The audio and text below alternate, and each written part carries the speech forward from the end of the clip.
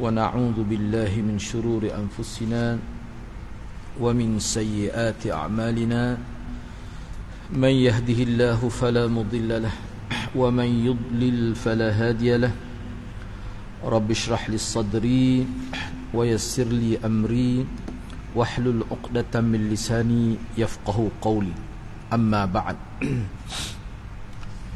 Alhamdulillah, bersyukur kepada Allah Subhanahu Wa Taala kerana dapat bersama pada malam ini.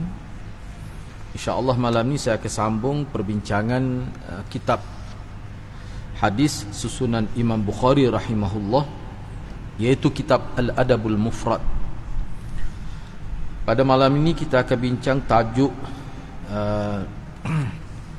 yang ke-336. Jika meminta, maka mintalah yang ringkas, yang simple, dan jangan terlalu memuji. Di bawah tajuk ini Imam Bukhari rahimahullah kemukakan satu riwayat. Sebelum saya pergi kepada perbincangan hadis, terlebih dahulu elok sekiranya kita tahu sedikit sebanyak latar belakang yang berkaitan dengan tajuk ini. Sebenarnya tajuk yang dibuat oleh Imam Bukhari iaitu jika seseorang kamu meminta sesuatu, maka mintalah sesuatu itu dalam bentuk yang mudah, yang simple, yang sedikit. Jangan mengada-ngadalah dalam permintaan itu. Dan jangan kamu memuji orang yang berbuat baik pada kamu itu dengan pujian yang melampau. Baik. Jadi daripada tajuk ni mungkin timbul kemusykilan. Sebab kalau kita tengok dalam banyak hadis, Nabi arah ke kita supaya puji orang yang berbuat baik kepada kita. Bahkan Nabi suruh kita sebut pada dia kata-kata yang menunjukkan kita menghargai kebaikan dia. Itu dalam hadis yang kita jumpa sebelum ini. Tetapi dalam tajuk yang dibuat oleh Imam Bukhari, seolah-olah ada larangan. Bila kita minta sesuatu dengan seseorang dan kita akan dapat sesuatu itu, kita diberikan sesuatu itu, permintaan kita itu dipenuhi, tiba-tiba Imam Bukhari buat tajuk, janganlah engkau memujinya. Jadi untuk memahami tajuk yang dibuat oleh Imam Bukhari ini, cuba kita lihat dua hadis yang dikemukakan di bawah tajuk ini. Hadis yang pertama itu hadis yang ke-779.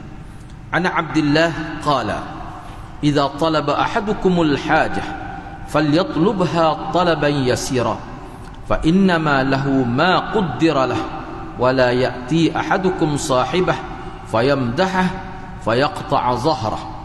Diriwayatkan daripada Abdullah, ia berkata, jika salah seorang dari kamu meminta sesuatu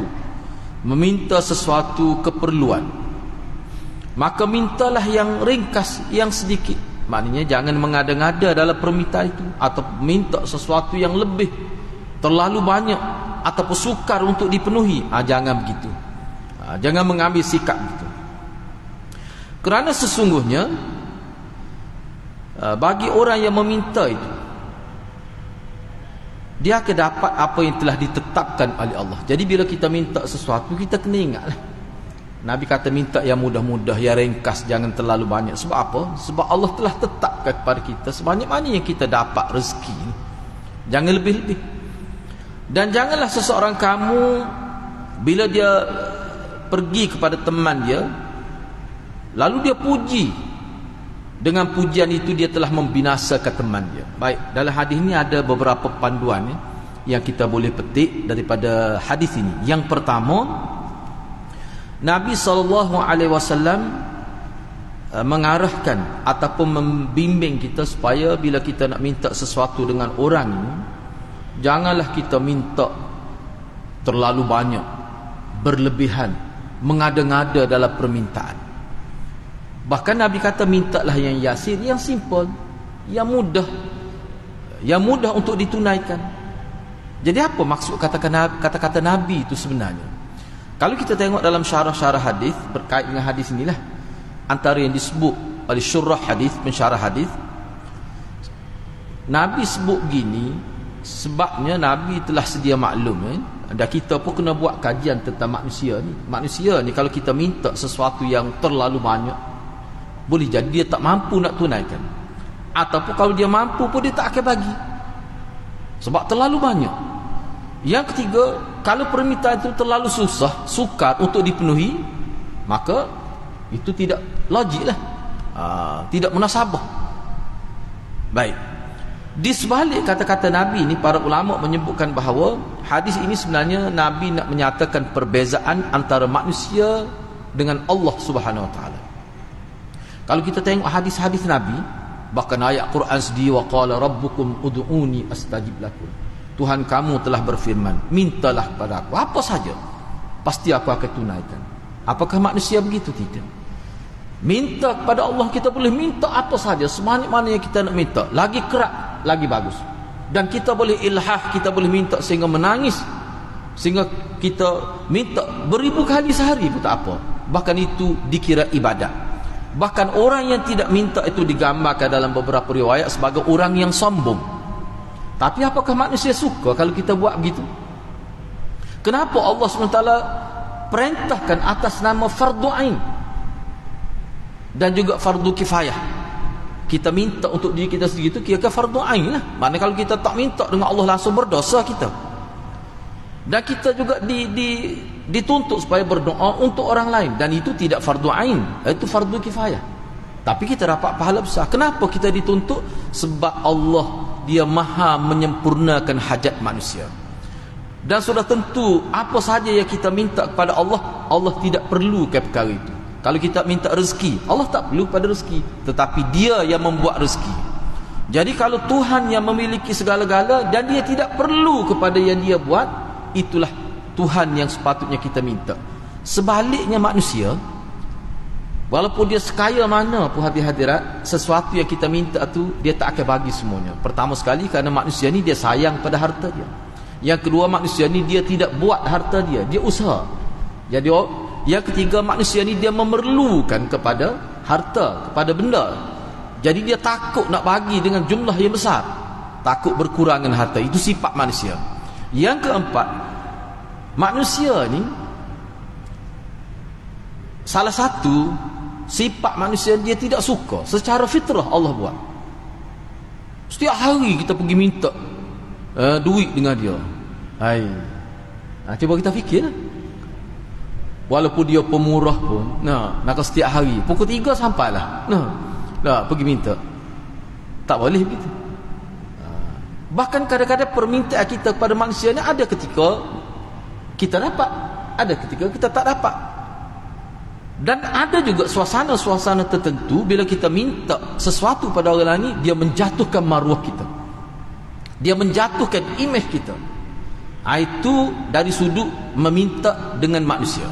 Kalau dia bagi, alhamdulillah, ada hadis Nabi yang sebut begitu. Kalau dia bagi, kita dapat. Kalau dia tak bagi, kita tak dapat. Bahkan kita malu, boleh jadi dikutuk, boleh jadi kita bagi salam di rumah dia, boleh tak jawab dah. Sebab apa?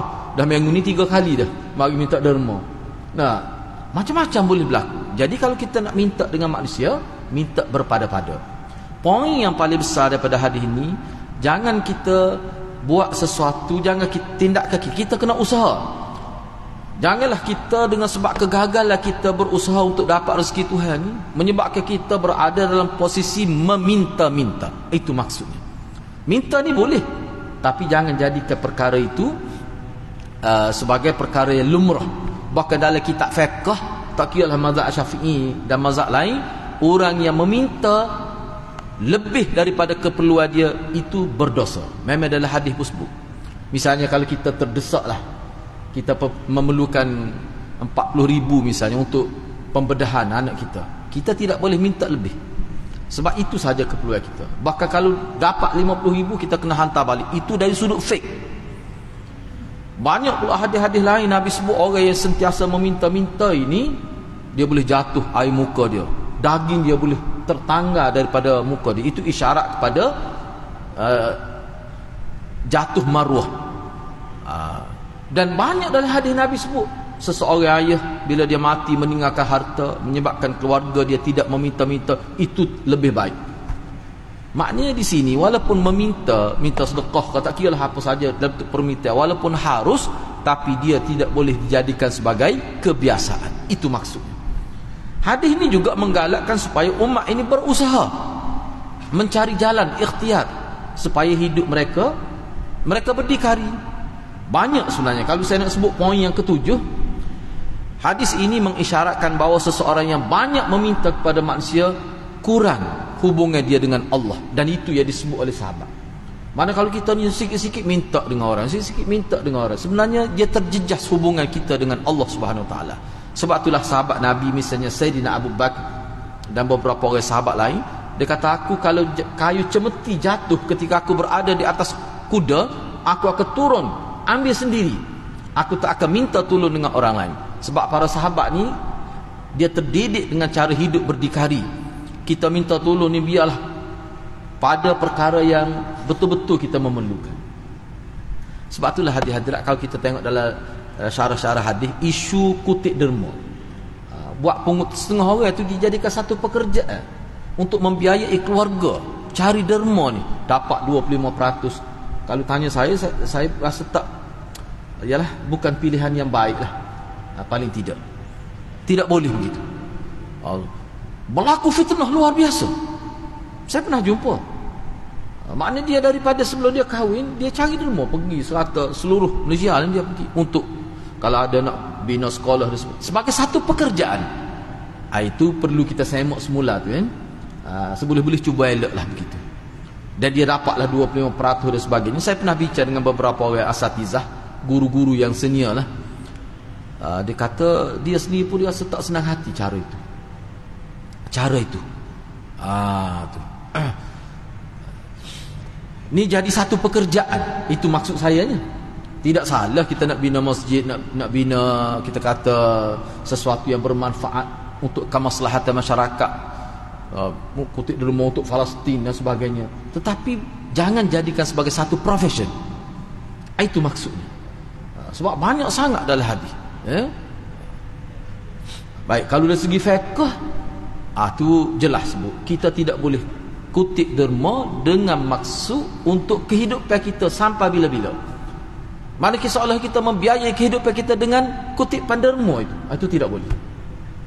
Tidak boleh. Kita kena bekerja. Sebab itulah, paling tidak saya ada baca dalam syarah, inilah berkenaan hadis ni dalam syarah Riyadhus Salihin. Dia kata kalau kita ni tidak ada modal nak berniaga, misalnya kita nak memerlukan modal 10,000, kalau kita nak buat kutipan derma, nak cari dana untuk sebagai menampung kos permulaan sebagai modal peniaga, setakat 10,000. Jangan minta lebih. Kita guna sebaik mungkin untuk perniagaan. Sepatutnya kita tidak dibenar. Siapa begitu sekali disiplinnya. Kalau tidak, hadirat, akan dilihat satu fenomena yang tidak menariklah dalam kehidupan umat Islam. Umat Islam tidak digalakkan begitu. Itu yang dimaksudkan di sini. Kemudian Nabi sebut lagi dalam hadis, baiklah kalau kita minta, tiba-tiba kita dapat. Tu. Mana dimakbulkan, diterima, ada orang bantu kita dengan permintaan kita tu, mana kita dapat hasil dia. Kita nak 40,000, dapat 40,000. Nabi kata janganlah dia memuji secara berlebih-lebihan. Sebab itulah dalam hadis lain, bila orang berbuat baik pada kita, dua perkara Nabi sebut. Pertama sekali kata alhamdulillah sebelum kita puji dia. Sebelum kita kata terima kasih banyaklah, saya sangat menghargai kebaikan. Sebelum kita kata begitu, kita kena sebut dulu alhamdulillah. Kerana itulah hakikat sebenar yang kita dapat, semua ni hakikat daripada Allah. Cuma orang lain tu hanya perantaraan saja. Jadi sebelum kita berterima kasih kepada manusia, kita kena syukur dulu kepada Allah. Itu yang pertama. Yang kedua, kenapa Nabi tak benar kita puji secara berlebihan manusia? Karena pujian secara berlebihan ini dia ada risiko dia. Dia ada kesan buruk dia. Boleh jadi timbul perasaan ujub dalam diri penderma itu. Timbul perasaan besar diri. Macam-macam lah boleh timbul. Sebab itulah, kalau saya lah, dasar pada setakat yang saya baca lah, pandangan-pandangan ulama, bila orang buat baik pada kita, kata alhamdulillah, biar dia dengar alhamdulillah. Walaupun kita sebut alhamdulillah, ringkas saja, bila orang yang buat baik pada kita tu dengar, dia akan ingat kepada Allah. Maknanya dia akan ingat, aku ni boleh buat baik pada orang ni, semua ni kerana rezeki Allah, bukan kerana usaha aku pada hakikatnya, bukan kerana kepandaian aku, bukan kerana aku ni mahir dalam pandang. Hakikatnya bukan begitu. Dia akan timbul perasaan itu, dan itu merupakan tazkirah pada dia. Selepas itulah baru kita puji dia. Dan puji itu dalam riwayat lain Nabi sebut, biar dia dengar kita puji dia, biar dia dengar kita hargai dia. Itu bagus, tetapi jangan melampau. Jangan melampau. Siapa rokok tak boleh. Siapa rokok ataupun sujud dan sebagainya nak berterima kasih, itu tidak dibenarkan. Jadi kena berhati-hati. Semua ini adalah dalam proses untuk menyatakan hakikat kebaikan yang kita dapat tu daripada Allah. Cuma yang kita dapat zahirnya daripada ibu bapa kita, daripada kawan-kawan kita, itu zahir saja. Hakikatnya Allah. Sebab itulah kita kena dahulukan Allah daripada makhluk. Maknanya hadis ini ada pendidikan tauhid. Hadis ini ada pendidikan tauhid kepada kita. InsyaAllah kalau kita faham betul-betul lah perkara ini, maknanya mana orang yang buat baik pada kita pun dapat kebaikan, kita yang menerima bantuan orang pun dapat kebaikan. Itu yang dikehendaki oleh Nabi SAW. Baik, riwayat kedua yang dikemukakan oleh Imam Bukhari, an Abi Izzah Yasar bin Abdul Hudhali عن النبي صلى الله عليه وسلم قال إن الله إذا أراد قبض عبد بأرض جعل له بها أو فيها حاجة. Diriwayatkan daripada Abu Izzah, yaitu Yasar bin Abdullah Al-Hudhali, daripada Nabi SAW, baginda telah bersabda, jika Allah mengkehendaki kematian seseorang hamba di suatu tempat, dia menjadikan untuk seseorang itu ada keperluan untuk pergi ke tempat itu. Baik, cuba kita hayati hadis ini. Nabi kata, sesungguhnya Allah ni bila dia mahu, bila dia kehendaki seseorang itu mati di tempat ini, dia akan wujudkan perasaan pada seorang itu ada keperluan untuk pergi ke tempat itu. Mesti ada alasan untuk pergi. Saya ambil satu contoh lah. Satu contoh berlaku di tempat saya ni, di Kota Baru. Ada seorang tua tu, saya baik dengan dia. Dia ni ahli Jumaat. Jumaat daripada muda lagi dia. Dan dia ni kira-kiranya orang yang banyak merantau semasa muda. Pergi tinggal di Mekah beberapa tahun, beberapa negeri lah pernah dia tinggal. Lepas tu dia balik ke kampung dia. Jadi dia tua dah. Saya ingat umur dia hampir 100 tahun lah. Tiba-tiba dia dapat maklumat kata keluarga dia ada di Bangkok. Keluarga dia ada di Bangkok. Ibu negara Thailand lah. Dia pun lamalah dia simpan hasrat dia nak pergi. Jadi bila dia ada kemampuan, ada orang yang boleh bantu dia untuk pergi ke kampung tempat dia nak pergi itulah, dia pun pergi. Pergi sahaja hari kedua, tak silap saya, meninggal dunia di situ. Itu yang dimaksud oleh Nabi. Dia tak pernah fikir dia akan kubur dia di Bangkok. Padahal dia ni orang Kota Baru. Kita pun yang sentiasa berjumpa dia setiap hari di masjid pun tak terfikir bahawa dia ni kubur dia akan ada di Bangkok. Dan dia pun tak pernah pergi pun sebenarnya itu. Tapi bila dia tahu ada keluarga dia tinggal di sana, timbul perasaan dia untuk pergi. Itulah yang dimaksudkan dalam hadis ini. Rupanya itu tempat dia meninggal. Jadi Allah akan buatlah alasan-alasan, sebab-sebab untuk dia pergi ke sana. Begitu. Jadi kita pun kita tidak tahu di bumi mana kita akan meninggal dunia. Kalau kita mati, kita contoh. Kalau Allah sudah takdirkan kita mati di Kemboja, kita kata sebagai contoh, mesti ada sebab kita jadi nak pergi ke sana. Jadi ada urusan. Itu takdir. Itulah yang dimaksudkan di sini. Sebenarnya ada beberapa hadis, cuma minta maaf saya pun tak sempat nak rujuk hadis ni sahih atau tidak. Tapi ada yang kata sahih lah.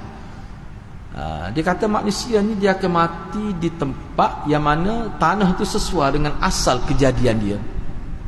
Ada yang kata begitu. Cuma saya tak sempat nak rujuk, walaupun ada yang kata sahih riwayat tu.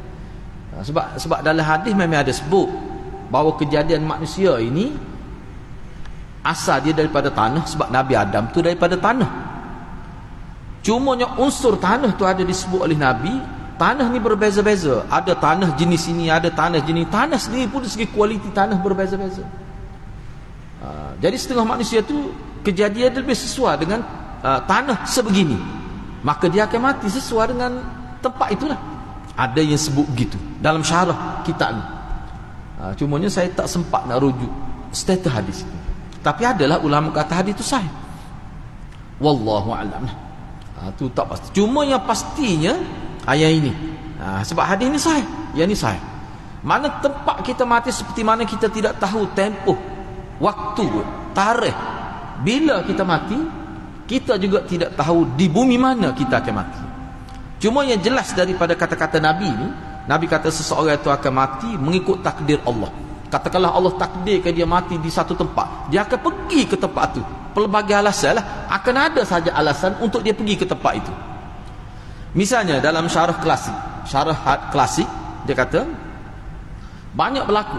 Sebab tu ulama-ulama kita, misal sebagai contoh, dia sebut misal seseorang itu dia tak pernah pergi ke kampung itu, tiba-tiba pergi dengan maksud nak minta bantuan daripada masyarakat di situ. Dia pergi atas tujuan untuk minta bantuan. Sampai di sana, meninggal di sana. Jadi ulama buat contoh itu salah satu contoh. Tempat itu tak pernah dia pergi. Rupanya itulah tempat yang dia akan meninggal dunia. Maka akan adalah sebab itu untuk dia sampai ke tempat itu. Jadi kita kena ingatlah dia. Tujuan apa Allah rahsiakan begitu tu? Apa hikmah, falsafah di sebalik semua itu? Allah tidak buat sesuatu ni saja-saja tanpa tujuan. Itu sebenarnya isyarat kepada kuasa Allah. Bila Allah sembunyikan maklumat, tidak siapa pun boleh akses maklumat itu. Setiap kita sudah ada tarikh mati, di mana mati. Tapi bila Allah tak buka hijab itu, Allah tak buka maklumat itu, dan Allah tidak buat kemampuan manusia secerdik mana pun untuk boleh tahu maklumat itu, maka tak ada ruang untuk kita tahu. Sebenarnya itu isyarat kepada kuasa Allah. Isyarat pada kuasa Allah. Jadi kuasa zat yang ada kuasa seperti itu, itulah yang kita kata la ilaha illallah. Tuhan itu tidak ada sebanding dengan dia. Itu sebenarnya. Jadi maknanya hadis ni sebenarnya, walaupun kita boleh bincang dari banyak aspek yang paling utama nak menyatakan kudrat Allah, kita kena sedar perkara itu, supaya dengan kesedaran itu maka dia menjadi tazkirah pada diri kita sendiri. Sebenarnya hadis ini ada kesesuaian. Di sini dia ada sebut. Kalau kita perhatikan dalam ayat 34 surah Luqman, Allah pun sebut. Ini ayat yang biasa kita dengar. Wa ma tadri nafsum bi ayyi ardin tamut. Tak ada seorang pun, tidak ada seorang pun manusia di muka dunia dia akan tahu di bumi mana dia akan meninggal dunia. Tak akan tahu. Seperti mana jodoh kita pun kita tidak tahu. Ada kawan kakak saya tu berkahwin dengan orang Nigeria. Dia bertemu di universiti. Dia ni kira antara perempuan yang cantik lah, putih. Berkahwin dengan orang Nigeria tu, nak kita sebut negro, bukan tiga guru, negro. Mana hitam, sehingga peringkat awal keluarga dia pun agak teragak-agak untuk memberi keizinan itu. Tu sebab yalah, bila dia berkahwin, keluarga dia berkata telah berlaku takdir Allah. Bila dia berkahwin, tak pernah terfikir mana anak perempuan dia yang cantik, yang putih ni berkahwin dengan orang Nigeria. Tak pernah terfikir. Tak ada pun dalam minda dia tu. Itulah takdir. Itulah yang nak disebut di sini. Jadi bila kita nak minta sesuatu dengan orang, minta berpada-pada. Kalau kita nak minta dengan sungguh-sungguh, setiap saat kita minta dengan Allah. Berusaha dan doa. Berusaha dan doa. Itu Allah. Manusia ni kalau kita minta kerak kali, acap kali, dia akan benci kepada kita. Tu kan? Sebab manusia dia memerlukan kepada apa yang kita minta. Tetapi apa yang kita minta kepada Allah, Allah tidak perlu pada perkara itu. Dan Allah yang membuat perkara itu. Itu kan? Baik, seterusnya saya pergi pada tajuk seterusnya lah.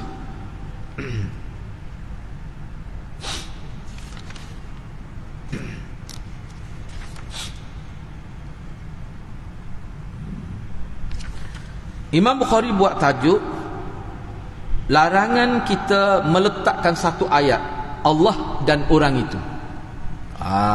Suspend tajuk Imam Bukhari. Larangan menyebutkan Allah dan selepas itu orang itu. Larangan mengatakan Allah dan orang itu. Apa maksud sebenarnya? Di bawah tajuk ini Imam Bukhari kemukakan satu hadis. Baik, kita baca hadis ini, insya-Allah kita boleh fahamlah. Sini juga berkait dengan nak pastikan tahqiqut tauhid, nak pastikan tauhid itu betul-betul baik. Imam Bukhari telah kemukakan satu riwayat di bawah tajuk ini. Qala Ibn Jurayj, sami'tu Mughithan yaz'um anna Ibn Umar sa'alah man maulah faqala Allah wa fulan. Qala Ibn Umar la taqul kadhalik, la taj'al ma'allahi ahada walakin qul fulanun ba'da Allah. Ibn Jurayj berkata, aku mendengar Mughith, ni seorang tabi'i, Mughith, dia pernah berkata kepada Ibn Umar, dia kata Ibn Umar, anak Sayyidina Umar pernah tanya dia.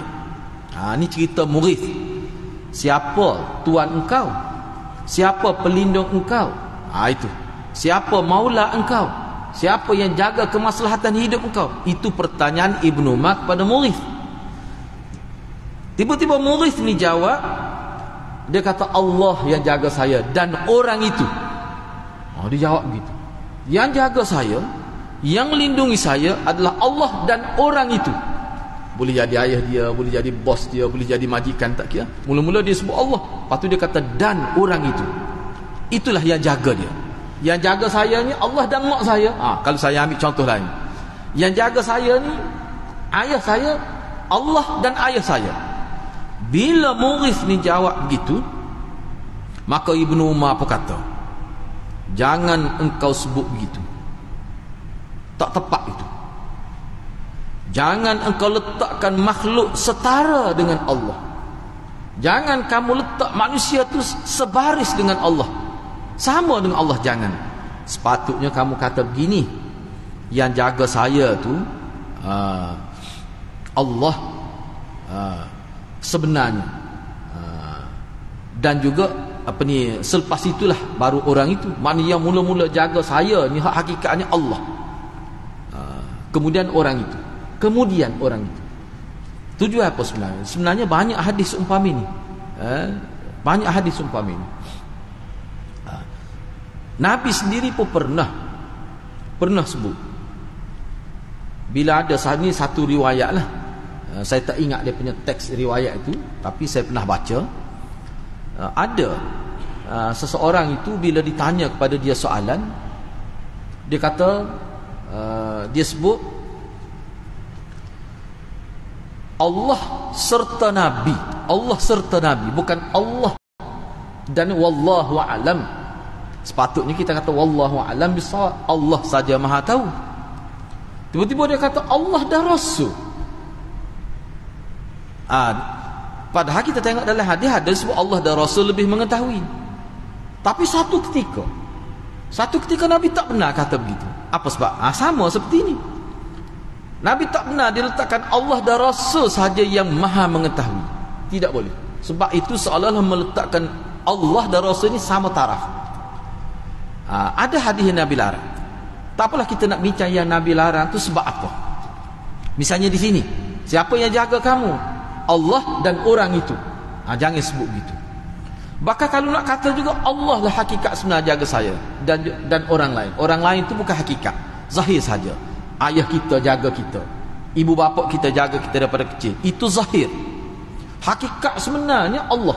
Dari sudut mana hakikat tu? Allah mencampakkan perasaan ibu bapa kita tu sayang pada kita. Kadang-kadang bila Allah tarik, ada sekali-sekala Allah tarik perasaan itu, ibu bapa tu buang anak dalam tong sampah. Dia buang anak dia begitu ya. Tak ada perasaan itu. Padahal dia manusia seperti mak kita juga. Dia manusia seperti ayah kita juga. Tapi bila Allah tarik perasaan itu, maka tidak ada perasaan saya. Akhir sekali anak dia ni tidak ada harga, dia buang begitu saja. Saya pernah tengok dalam satu siaran TV, siaran TV, di interview seorang pelajar. Pelajar ni peringkat sekolah rendah lah. Saya tengok, saya tak ingat dia umur berapa ni, cerita sebelum PKP ni. Terkejut juga saya. berlaku di Kuala Lumpur. Dia ni kira-kiranya saya pun mula-mula tak tahu juga ni, sedih kat kita tengok ni. Bila ada host yang interview dia lah, mana adik ni nama apa, dia ni tinggal di tempat tahfiz. Dia tak ada ibu bapa, dia tak pernah kenal ibu bapa dia, pelajar lelaki ni. Jadi yang interview dia tu tanya, tak pernah, adik tak pernah lihat ke ibu bapa? Dia kata dia tak pernah lihat.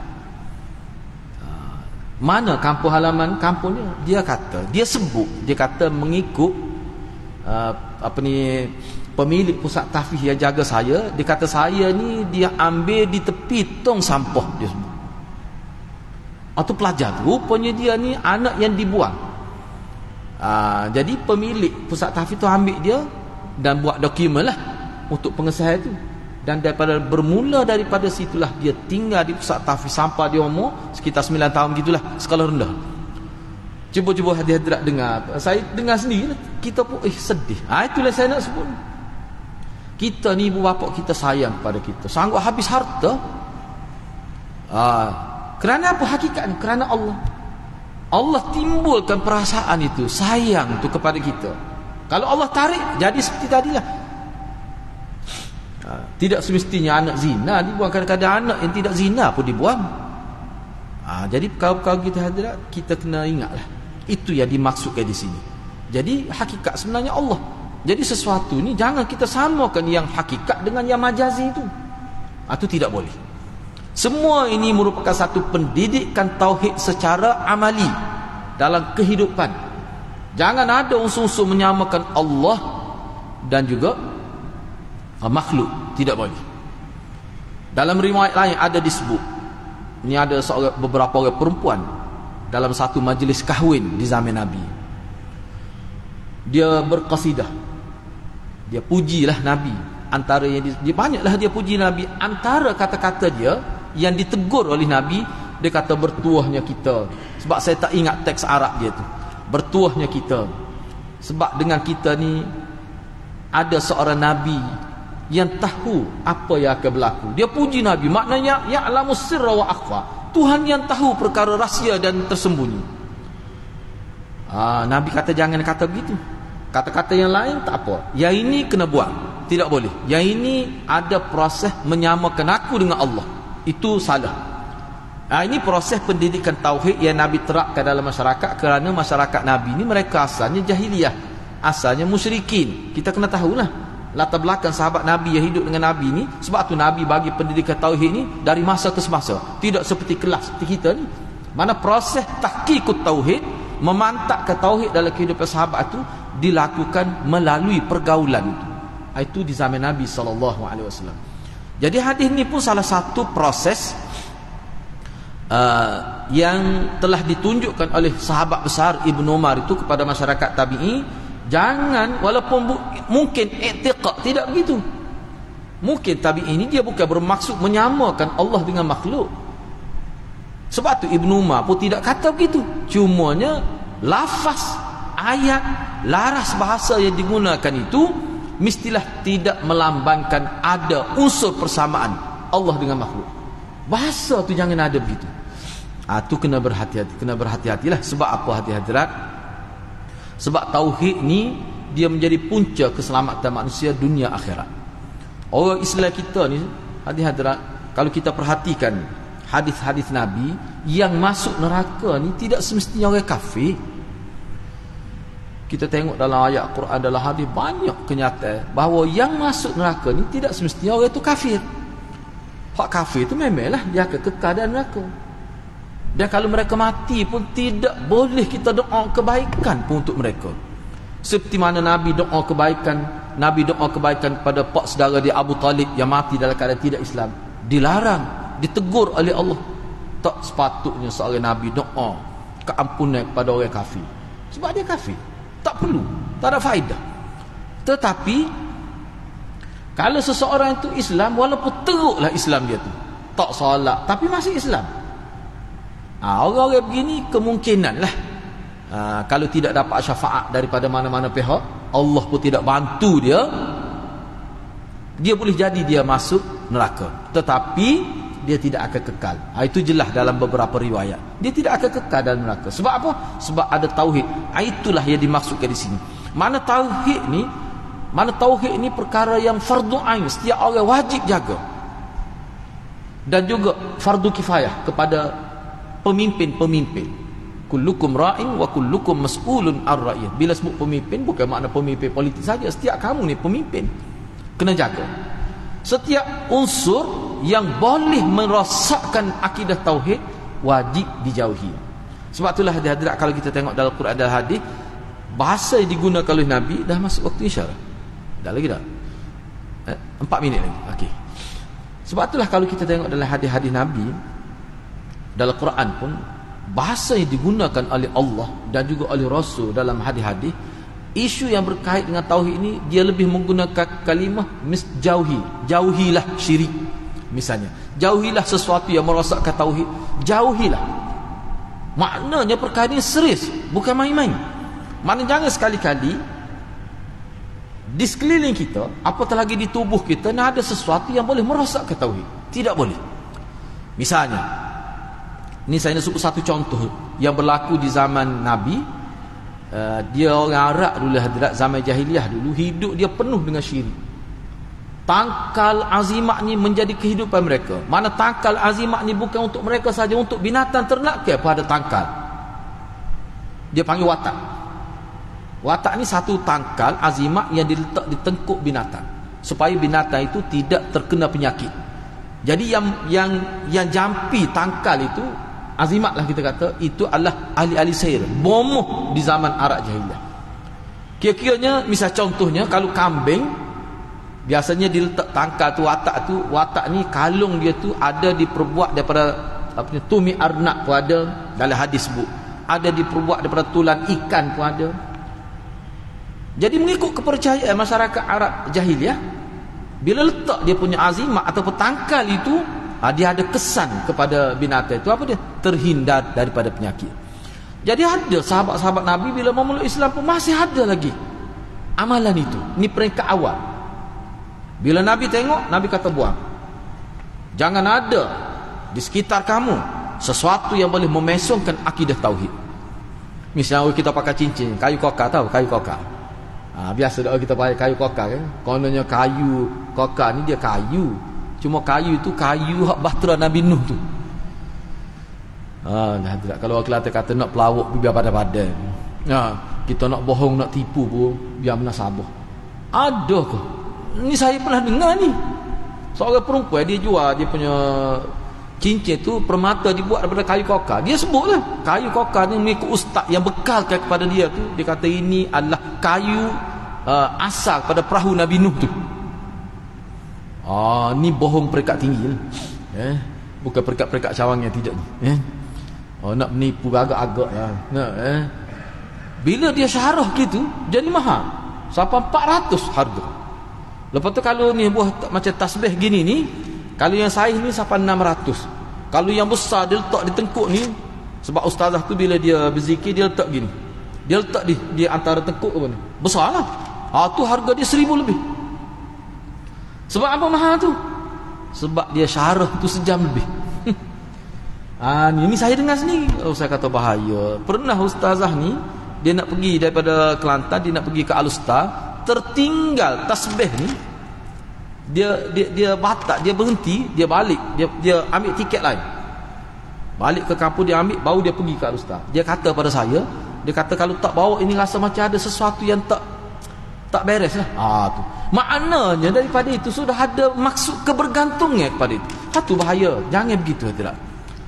Kita ni kena ingat, tauhid ni bila dia rosak, kesan dia apa? Kesan dia hilang semua kebaikan. Pahala yang dicatat oleh malaikat tu dia hilang semua. Dan tidak ada satu riwayat yang menyebutkan dosa juga hilang. Yang hilangnya pahala saja. Cuba bayangkan. Dah masuk Isya? 1 minit. Baik, tak apalah. Jadi hadis lain rasanya tak sempat. Cuma yang saya nak sebut di sini, saya pernah dengar, ini nak bawa contoh yang dekat dengan kita. Dekat dengan kita. Saya pernah dengar ni cerita, ni satu filem lah. satu filem orang Melayu kita, Melayu Islam kita yang berlakon. Dia berlakon tu jadi guru ajaran salah. Jadi ketika dia bercakap terkejut saya dengar. Dia tak percaya pada takdir, dia kata. Lakonan itu. Takdir ni saya sendiri yang menentukan takdir saya. Memanglah ajaran salah memang ada yang gitu. Tapi dia buat betul lakonan. Apa hukum sebenarnya? Hukum di situ hadirat, dia telah menafikan takdir. Bila dia menentukan takdir dia sendiri, maknanya dia telah challenge Allah. Itu syirik. Dakwa ada kuasa Tuhan itu. Itu bahaya, boleh rosak akidah. Itu salah satu contoh lagi yang saya teringat. Jadi rasanya setakat itulah dulu. Jadi untuk tajuk-tajuk selepas ni dalam sesi akan datang, jadi saya setakat itulah dulu. Mudah-mudahan Allah berkati kita semua. Aqulu qawli hadza wa astaghfirullahal azim li wa lakum. Assalamualaikum warahmatullahi wabarakatuh.